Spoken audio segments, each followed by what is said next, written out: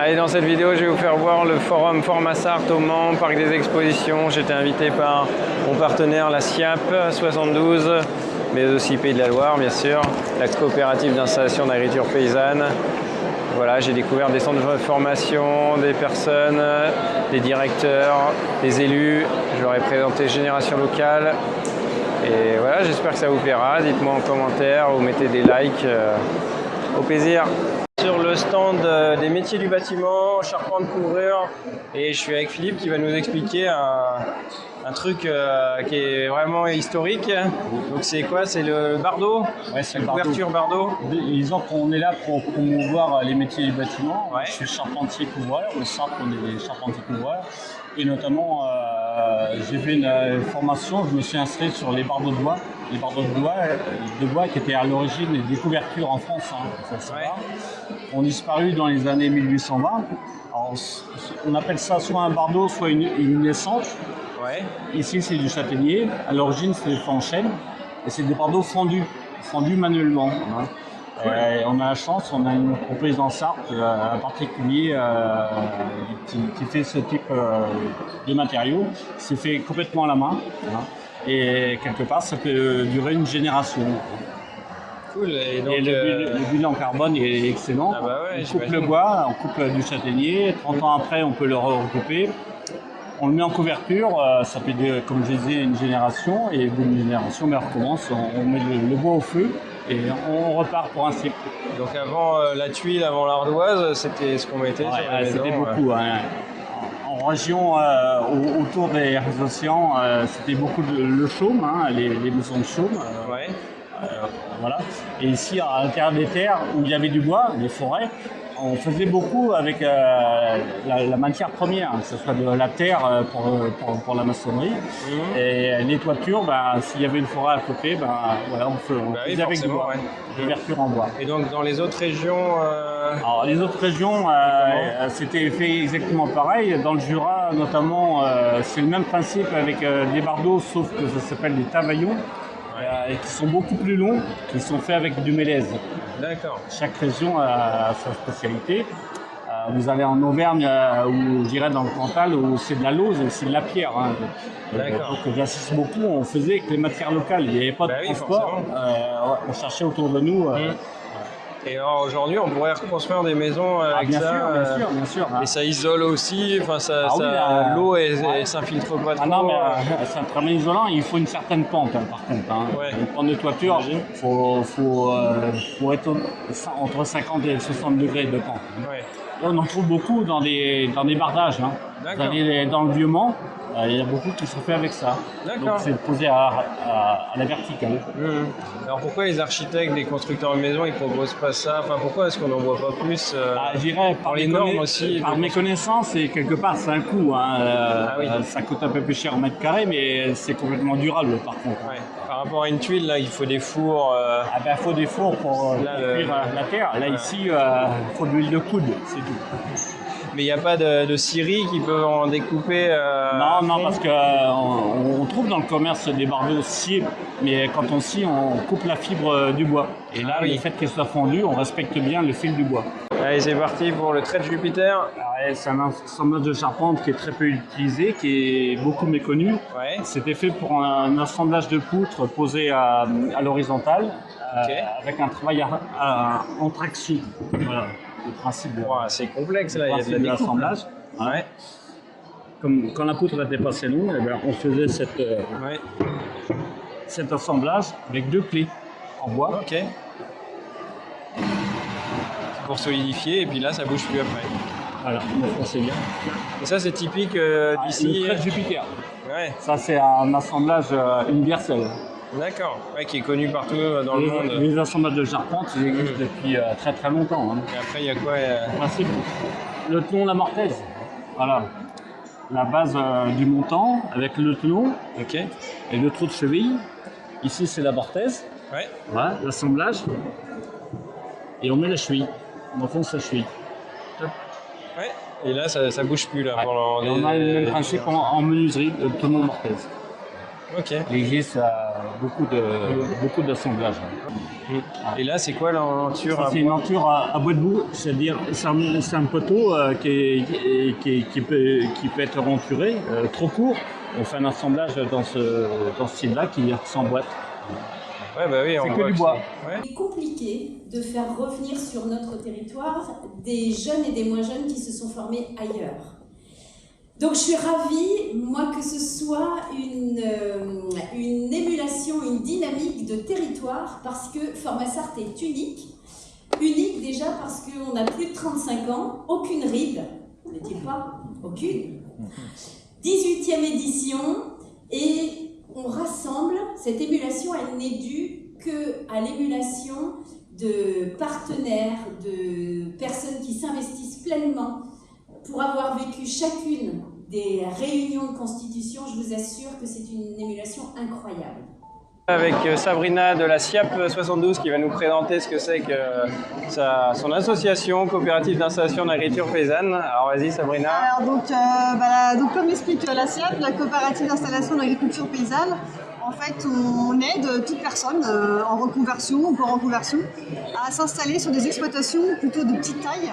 Ouais. Et plutôt vers le bio, mais pas que. Le but, c'est vraiment de leur permettre de monter en compétences, de se former via une formation qui s'appelle la formation paysan créatif. C'est une formation d'1 an avec 2 jours de formation et le reste du temps, on est en fait en stage chez des paysans référents pour monter en compétences d'un point de vue technique, s'ancrer sur le territoire. Trop bien. Donc n'importe qui qui a envie de se reconvertir, voilà. veut quitter la région parisienne. Voilà, par exemple. Là, on accueille un porteur de projet qui quitte la région parisienne. Trop bien. Qui était dans le domaine de la joaillerie, par exemple. Ok. On va l'accompagner pour il veut s'installer comme maraîcher, donc on l'accompagne. Donc on a tout style de profil, des maraîchers, des gens qui font du houblon, de la vannerie, des kiwis. Enfin voilà, si on a une appétence pour le milieu paysan, en fait, il faut venir à la SIAP, il faut venir nous voir et puis on vous accompagne pour vous installer. Voilà, vous présentez le projet. S'il est bien ficelé, vous le prenez. Sinon, vous lui recommandez. Sinon, on continue de grandir ensemble. Voilà. On est vraiment là pour vous accompagner avant, pendant et après l'installation. Donc voilà, si vous avez une appétence, une idée de projet agricole, venez nous voir, on en parle ensemble et puis on voit comment on peut vous accompagner dans ça en fait. Trop bien, vous trouvez des accompagnants, donc des accompagnants en formation. Voilà, donc il y a la formation paysan créatif. On propose aussi de faire du portage d'activités. Ouais, en fait, ça permet de sécuriser un peu les premières années d'installation. C'est la SIAP qui porte l'aspect fiscal et juridique pour vous aider à monter en compétences. Et une fois que vous êtes prêt, on vous laisse repartir en fait. Et on a aussi des espaces tests où on peut s'entraîner, grandeur nature, mais simplement pour l'instant en maraîchage. Où en fait pendant 1 an, on peut mettre en production ses plants, etc., ses fruits, légumes. On s'entraîne pendant 1 an et puis après on peut se lancer vraiment à son propre compte en fait. Trop bien, vous aidez à mettre en relation aussi avec Terre de Liens par exemple. Bien pour sûr. Trouver le terrain. Voilà, tout à fait, Terre de Liens, on est là aussi pour vous aider à trouver du foncier. À vous mettre en lien aussi avec des exploitations qui s'en vont, enfin des paysans qui quittent leur ferme. Ouais. Le but c'est vraiment d'aider à la transmission. Donc on peut aussi faire des mariages entre les porteurs de projets et les paysans qui s'en vont. D'accord, et aussi avec des citoyens qui peuvent aider à vous mettre, il y a aussi des citoyens vous aider moralement. Voilà, tout à fait. Le but c'est on vous incite à faire un groupe d'appui local, les galos, ce qu'on appelle.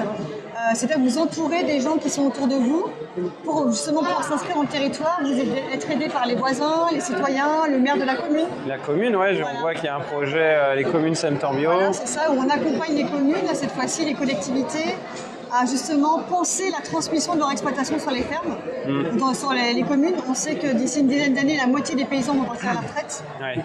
Comment on accompagne les communes à ça, comment on les aide à transmettre les exploitations pour éviter que ça parte à l'agrandissement, qu'il y ait plutôt des petits porteurs de projets qui viennent s'installer dessus. Bah ouais, et tout ça dans un but de protection de l'environnement, de développer les circuits courts aussi, c'est important au niveau de l'alimentation, de fournir les écoles, de répondre à l'obligation de la loi Egalim. Ouais. Voilà, tout ça, on vous accompagne dans tout ça en fait, et collectivités et porteurs de projets.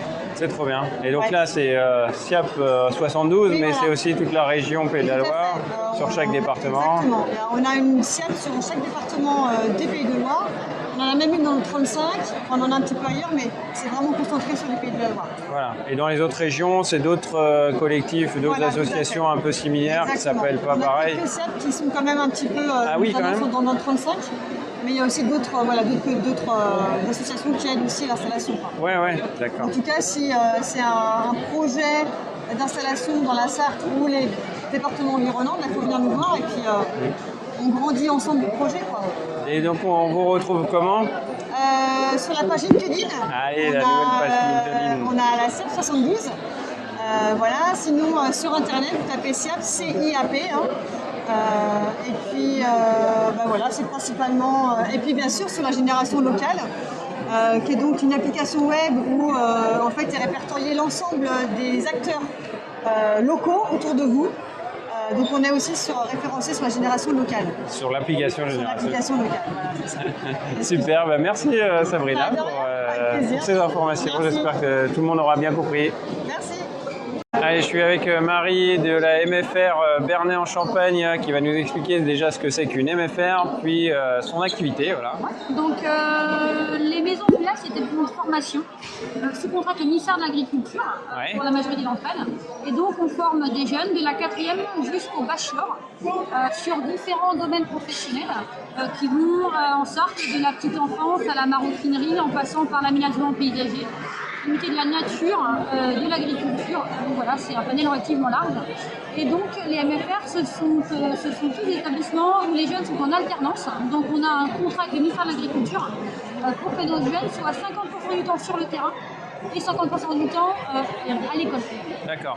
Donc voilà, on accueille dans nos établissements, donc pour ma part à la MFR de Bernay-en-Champagne, 200 élèves en formation, de la 4e jusqu'au BTS, avec des formations dans le domaine plutôt de l'agriculture, de l'animation des territoires et des services aux personnes. D'accord. Donc voilà. On est aussi également CFA, donc on fait du centre de formation d'apprentis. Pour autant, on essaie d'orienter nos jeunes vers des stages et donc garder l'alternance sous statut scolaire pour avoir la vision la plus large possible du domaine professionnel dans lequel ils veulent travailler.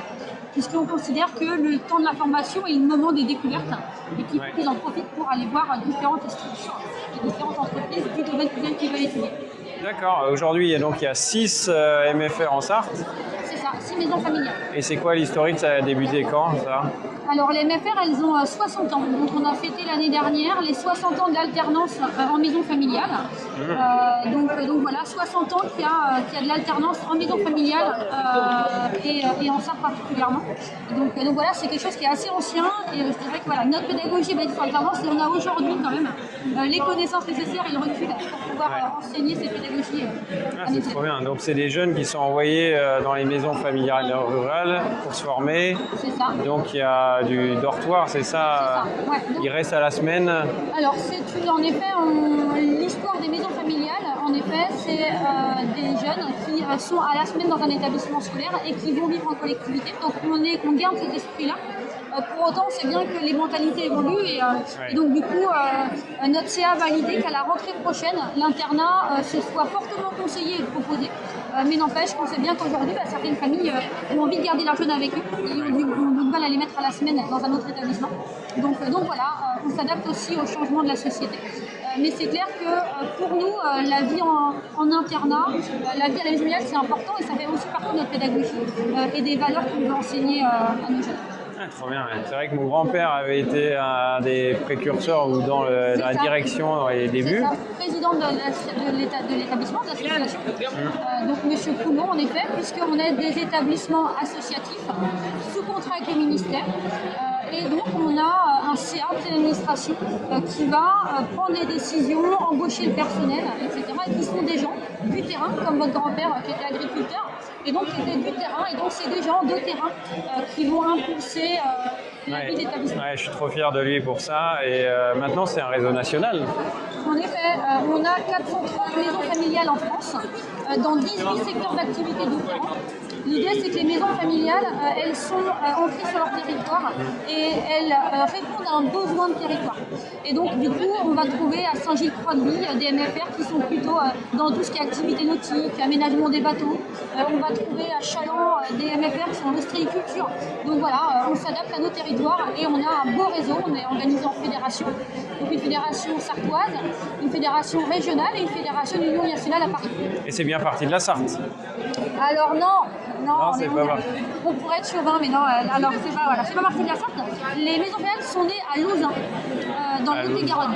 D'accord, Lot-et-Garonne. Dans le Lot-et-Garonne, en fait, à la base, c'est des agriculteurs qui voulaient avoir leurs enfants chez eux au moment de pointe, et voilà, mais pour autant, on voulait les former. Et donc, c'est comme ça qu'est née l'alternance entre eux et l'entreprise familiale à la base, et puis ensuite, à l'époque, c'était l'école de village, alors c'était le curé à l'époque qui faisait l'école, et donc il y avait cette alliance comme ça, et puis au fur et à mesure, voilà, ça a grossi, et on est aujourd'hui à 430 MFR en France dans différents domaines professionnels.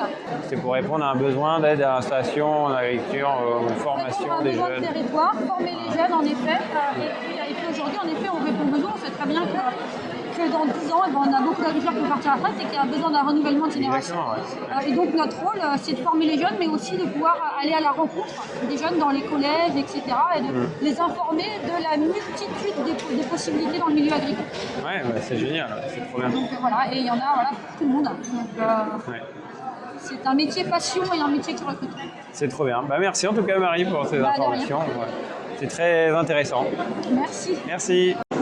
Je suis avec Pauline de Centre de formation EFEA, école de formation par expérience en agriculture, de la Chambre d'agriculture des Pays de la Loire, je vais arriver à le dire.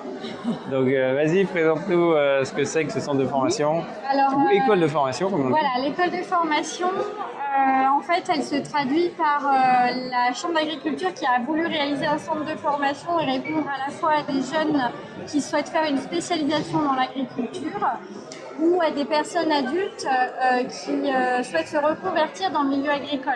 Donc on propose des formations plutôt orientées de niveau bac sur la production animale, mais aussi des formations dans le végétal. Ouais, on peut les voir un petit peu, végétal là. Ouais, on a de la production végétale, de la viti, on a de la conduite d'engins agricoles, donc tout ce qui est machine agricole, et puis production animale, donc ça peut être du bovin, ça peut être du caprin, ça peut être de la volaille, ça peut être du porc, ça peut être même de l'escargot, on a des petites spécialités comme ça. Ouais, on a des spécialités là, et différentes offres. Donc l'idée c'est de répondre à une offre aussi bien pour des apprentis qui sortent d'un bac agricole ou d'un BTS agricole et qui avant de s'installer souhaitent se spécialiser sur une production, ou bien pour des personnes qui veulent au contraire une formation qui donne la capacité professionnelle à l'installation et qui viennent chercher un diplôme dans le cadre d'une reconversion. D'accord. Voilà. Ok, donc vous, votre spécialité, votre centre, c'est ça, moi, en Maine-et-Loire? Exactement. Je suis basée sur la ferme expérimentale des Trinotières à Montreuil-sur-Loire dans le Maine-et-Loire. Et la spécialité de la ferme expérimentale aux Trinotières, du coup, c'est à la fois une ferme laitière et à la fois une ferme porcine. Donc on reçoit énormément de public sur ces deux productions-là, mais pas que. On ouvre aussi à d'autres productions. Sur du caprin par exemple? Sur du caprin par exemple, exactement. D'accord. Ok, et en Sarthe, donc si on peut parler un peu de la Sarthe où on est. Si on fait un zoom sur la Sarthe, on travaille avec un partenaire qui est le campus de la Germinière, du coup le CFPPA de la Germinière sur le CS, donc la spécialisation avicole, donc volaille, sur laquelle on propose cette formation en 1 an sur de l'apprentissage dans le but de devenir éleveur du coup de volaille. D'accord, trop bien. Et qu'est-ce qu'on peut rajouter d'autre Que toutes nos formations sont financées, que la plupart se font avec du terrain, donc soit c'est du stage, soit c'est de l'alternance. Et nous, nos formations, le plus qu'on apporte, en fait, c'est justement ces fermes expérimentales avec lesquelles on travaille, puisqu'elles peuvent venir directement sur le terrain, profiter des experts qui sont en cours pour les futurs éleveurs, en faire du coup profiter les maîtres d'apprentissage ou les maîtres de stage, et surtout se former un réseau pendant la formation. Ça, c'est très important. Ok, cool. Et donc quand on entend parler de expérimental, souvent on se dit que c'est des lieux d'expérimentation futuristes ou Alors les expés, non. ça consiste en fait à la fois travailler sur le bien-être animal, travailler sur le climat et faire des expés de façon à justement voir si, par exemple des expés sur l'alimentation pour voir ce que l'on peut donner à notre troupeau et comment il le digère et ce que ça peut procurer derrière. Donc on a différentes expérimentations qui sont en cours et là par exemple sur le lait, en ce moment c'est une expé en lien avec les algues pour justement voir ce que ça peut donner en termes de carbone, de méthanisation, etc. Donc, ouais, j'en ai entendu parler effectivement pour voir qu'elle fasse moins de méthane. Exactement. Parce que c'est une grosse pollution mondiale, hein, c'est limite la première. Ouais. J'ai entendu parler de ça récemment. Je ne sais pas combien de milliards de bovins dans le monde en élevage intensif. Donc c'est exactement ça. L'idée, c'est de voir ce que ça va faire derrière et est-ce que ça a un vrai effet impactant ou pas et ce qu'on peut mettre en place pour les éleveurs ensuite. C'est ça le travail des fermes expérimentales. C'est trop bien. Bon, bah super, merci Pauline pour ces informations. Merci. Voilà ce qu'on peut retrouver au Forum Formasart. Des jeunes qui conduisent les tracteurs n'importe comment.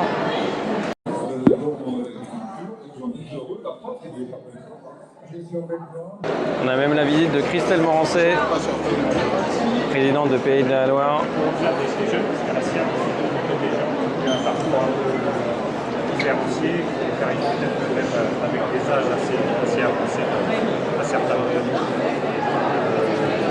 J'espère que ça vous aura plu cette vidéo. Bon, c'était pas facile pour moi, j'étais un peu enrhumé, un peu fatigué. Et voilà, je quitte le Forum Formasart, Christelle Morancet là qui est juste derrière moi.